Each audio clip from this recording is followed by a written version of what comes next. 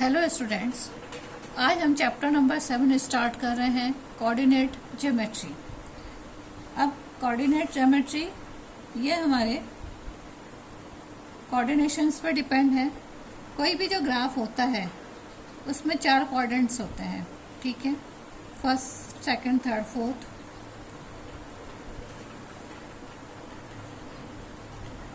और इसमें 2 एक्सिस, एक axis x minus axis that is a y, और ये y माइनस एक्सिस, इसी टाइप से होते हैं।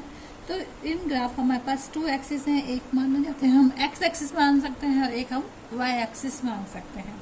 अब इसमें 2 कोऑर्डिनेट्स भी होते हैं। तो सबसे पहले x कोऑर्डिनेट क्या होता है?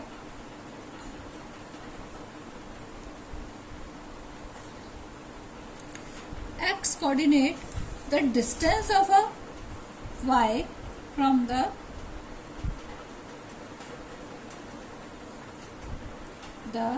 distance of a point from the y axis.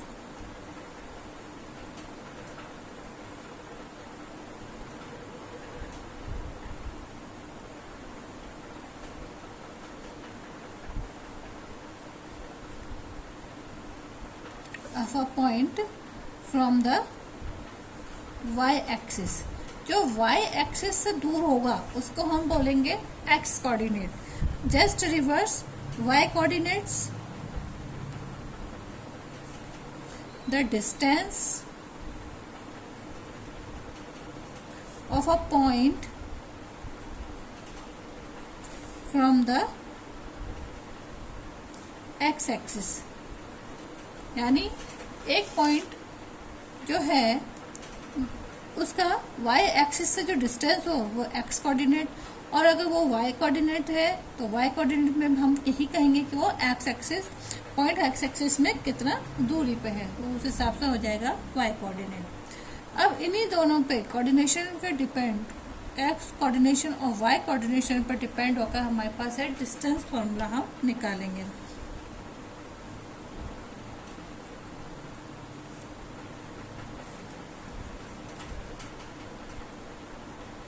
अब डिस्टेंस फॉर्मूला निकालने से पहले या समझने से पहले हम इसमें 3 स्टेजेस को समझ लेते हैं कि एक्चुअल में डिस्टेंस फॉर्मूला हम कैसे प्रिपेयर करेंगे। तो उसके सबसे पहले हम एक फर्स्ट केस हम ले रहे हैं। फर्स्ट केस क्या है हमारे पास कि हमारे पास सिर्फ एक ही पॉइंट है, ठीक है। हमारे पास x एक्सिस पर तो एक पॉइंट है और y एक्सिस से दूर एक दूसरा पॉइंट है। इसको समझने के लिए इस फॉर्मूले को हम, डिस्टेंस फॉर्मूला को समझने के लिए हम 3 केस की स्टडी करेंगे। फर्स्ट केस हम कर रहे हैं सबसे पहले, कोई टाउन है, town B is located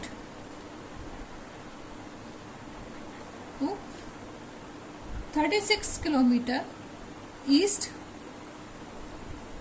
clear, and then north में है वो 15 किलोमीटर्स।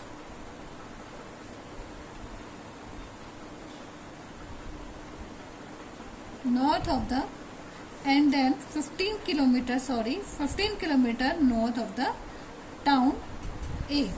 अब ये ऐसे लिखने में तो समझ में आएगा नहीं, मैं इसका फिगर समझाती हूँ। ये यहाँ पे एक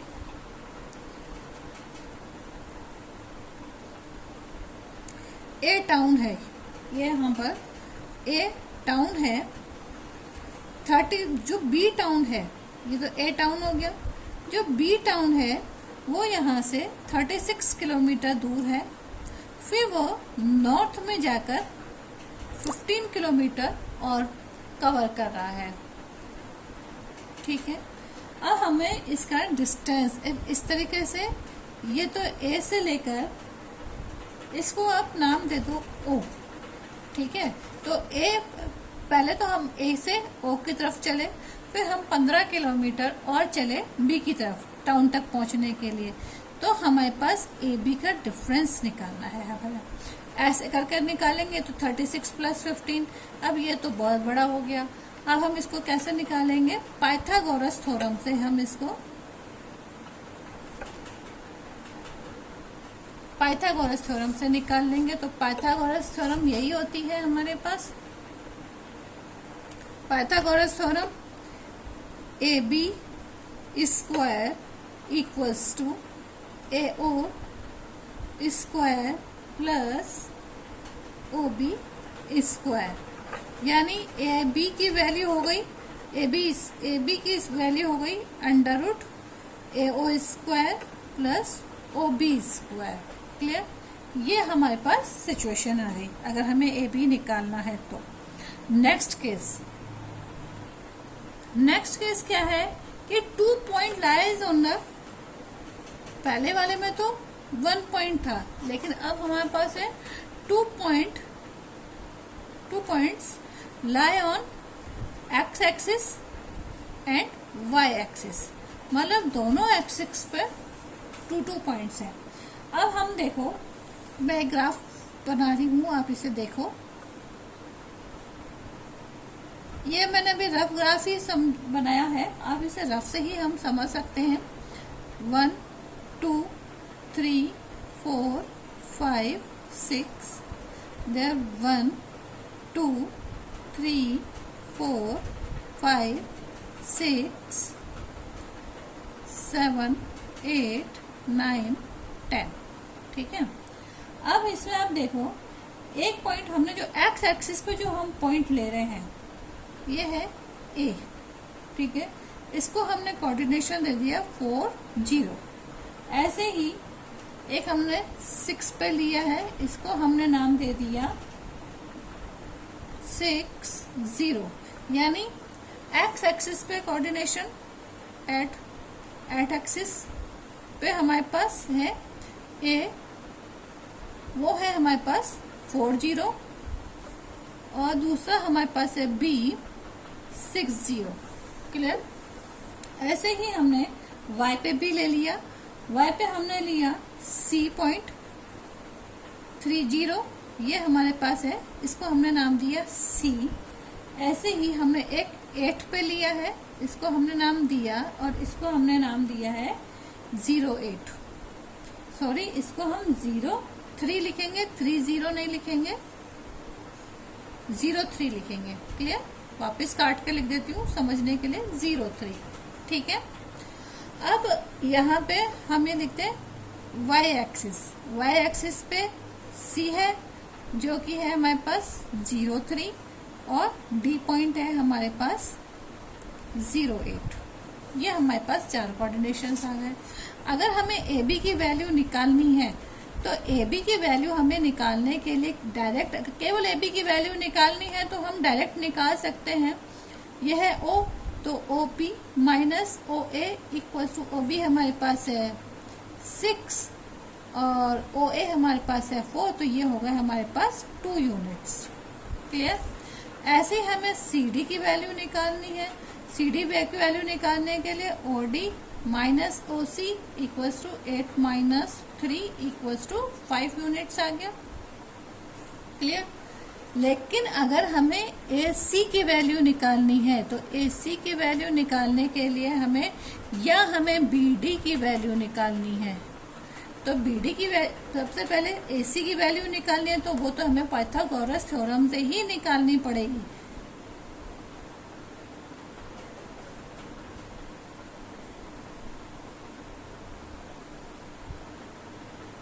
तो AC स्क्वायर बराबर हमारे पास हो जाएगा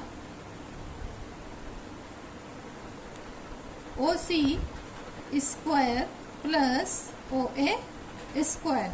तो हमारे पास AC का होल स्क्वायर इक्वल्स टू हो जाएगा √OC square plus OA square.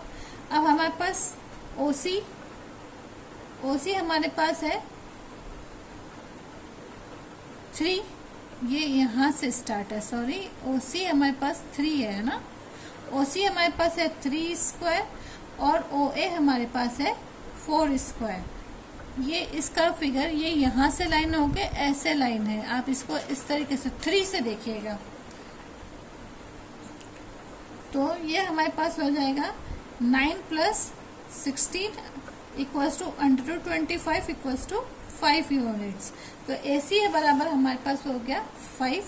As usual BD square बराबर हमारे पास हो जाएगा OD square, that is AC। ये 3 अंडर हम ये AC OD square plus OB square, तो BD बराबर हो जाएगा √OD square plus OB square. OD हमारे पास है 8 स्क्वायर और OB हमारे पास है 6 स्क्वायर। तो 8 8 जा 64 plus 36 equals to √100, that equals to 10 units. तो हमारे पास इसकी वैल्यू आ गई। अगर हमें AB की वैल्यू चाहिए तो हमारे पास है 2 यूनिट्स। अगर हमारे पास हमको CD की वैल्यू चाहिए तो वो है 5 यूनिट्स। लेकिन अगर हमें AC चाहिए तो वो हमारे पास आएगा 5। यानी अगर हम घूम फिर के ना जाकर सीधा सीधा रास्ता जाए तो हमारे को ज़्यादा चलना पड़ेगा। लेकिन अगर हम शॉर्टकट रास्ते से जाएं, यानी जैसे हम AC में अगर हम C से लेकर A तक, CO लेके A तक OA करके जाते हैं तो हमें कितना चलना पड़ता, आप देखो कितना चलना पड़ता। पहले हमें 3 से लेके 0 और ये 4 7 चलना पड़ता। लेकिन अभी हमको अगर हम A से लेके C तक डायरेक्ट जा रहे हैं तो हमें 5 यूनिट से चलना पड़ रहा है। जस्ट लाइक BD में भी हमें 10 यूनिट्स तक ही कवर करना पड़ेगा। नेक्स्ट केस है थर्ड केस। अब आपने ये तो देख लिया कि अभी तो हमारे पास हम पॉइंट्स पे थे कि हमारे 2 पॉइंट्स हमारे एक्सिस पे है और Y एक्सिस पे 2 पॉइंट्स हैं। लेकिन अगर हमारे पास पॉइंट्स एक्सिस में ना हो तो क्वाड्रेंट में हो, जैसे फर्स्ट क्वाड्रेंट में है, तो फिर हम कैसे निकालेंगे, डिस्टेंस फार्मूला कैसे क्रिएट करेंगे? तो उसके लिए भी हमारे पास एक हम समझाते हैं आपको। अब हम लेंगे टेक द पॉइंट P 4 और 6 एंड Q 6 and 8। 4 and 6 ये हमने एक पॉइंट लिया P, इस P को हमने दिया 4 और 6। सेकेंड पॉइंट हमने लिया है 6 to 8, ये तो गया 6 और ये 8, दैट इज अ Q 6 और 8। ठीक है, take 2 points,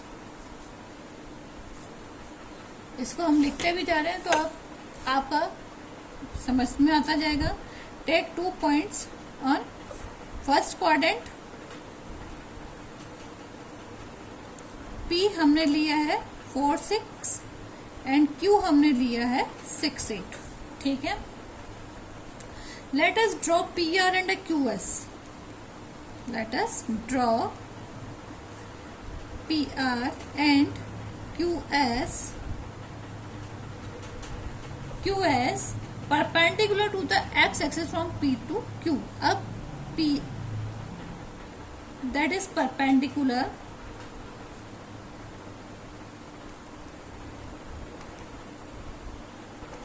to the x-axis. ये है दैट इज, और यहाँ से हमने ये, ठीक है, इसको हमने नाम दिया R और इसको नाम दिया हमने S। मतलब PR is perpendicular on x axis and QS is perpendicular on x axis. Clear? एक और परपेंडिकुलर हम खींचेंगे, that is a PT। PT is perpendicular on QS। अब हम P और Q को आपस में जोड़ देंगे। ठीक है, तो ये हमारे पास क्या बन गया। अब यहाँ पर आप देखो PT is equals to R S. इसको समझते जाना। पी टी, क्योंकि डिस्टेंस फॉर्मूला हम अब इसी से ही निकालेंगे हम। P T equals to R S, P R equals to T S. ठीक है, अब P T equals to R S है, तो आर एस बराबर कितना आ रहा है हमारे पास? P T that equals to R S 6 - 4 equals to 2 units. ठीक है, P R equals to T S, तो P R equals to T S equals to 6 units. Okay, from graph. And Q T बराबर हो जाएगा हमारे पास Q S minus T S that equals to 8 - 6 equals to 2 units. अब हम P Q की value निकाल लें, तो पी क्यू बराबर हमारे पास हो जाएगा अंडर रूट। बार पाइथागोरस थ्योरम लिखने की जरूरत नहीं है, क्योंकि आपने ये 9th में भी पढ़ा और 10th में भी हमने बहुत बार पढ़ लिया है। तो पी क्यू बराबर हो जाएगा, डायरेक्ट भी हम लिख सकते हैं, P T square plus Q T square. P T square बराबर है हमारे पास है 2 स्क्वायर, और ये भी हमारे पास है 2 square that equals to under root 8, और अंडर रूट 8 की वैल्यू होती है 2 अंडर रूट 2। ये तो हो गया हमारे पास कि हमारे पास पी क्यू की वैल्यू आ गई। अगर अब हम इससे डिस्टेंस फॉर्मूला क्रिएट कर लेते हैं, इसी फॉर्मूले से या इसी ग्राफ से हम डिस्टेंस फॉर्मूला क्रिएट कर लेते हैं। इस ग्राफ को हम वापस एक बार बना लेते हैं विदाउट मेजरमेंट, केवल हम सिर्फ ड्रॉ कर रहे हैं इसे, कोई भी वो नहीं लिखेंगे, इसके ऊपर नंबरिंग नहीं करेंगे, आप वैसे ही समझो इसे। ये है P, ये Q, ये जो हमने दो परपेंडिकुलर बनाए थे RS। ठीक है, अब इसको हम कैसे करेंगे? OR, यहाँ पर ये OR है, इसको यहीं कैंसिल, यहाँ पे खत्म कर देते हैं। इसको हम एक बार वापस से डिस्टेंस फॉर्मूला लिख लेते हैं, तो हमको अच्छी से समझ में आ जाएगा।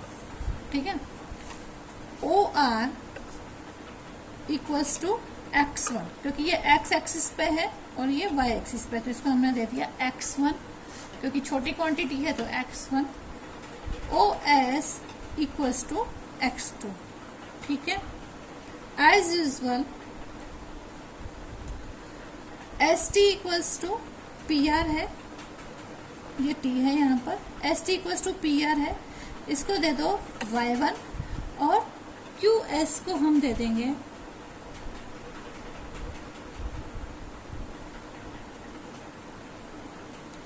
QS को हम दे देंगे y2। ठीक है, अब हमको वैल्यू निकालनी है PT की। सबसे पहले तो RS बराबर PT इक्वल है, तो ये हो जाएगा x2 माइनस x1। ठीक है, यहाँ पर ये है x1 y1 और ये है x2 y2। ठीक है, ऐसे ही ये तो हो गया हमारे पास, और QT की वैल्यू हमारे पास आ जाएगी QS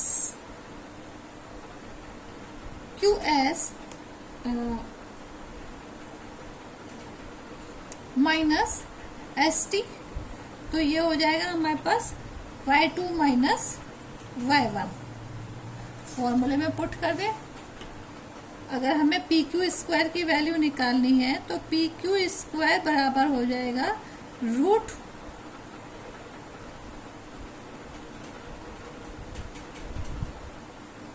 PD square plus QT square.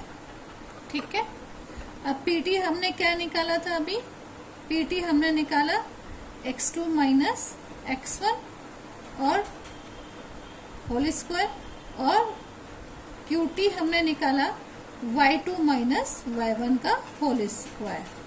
ठीक है, ये हो गया अंडर रूट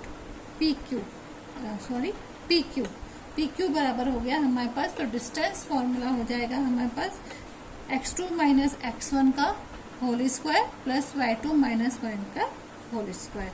ये हमारा है डिस्टेंस फॉर्मूला।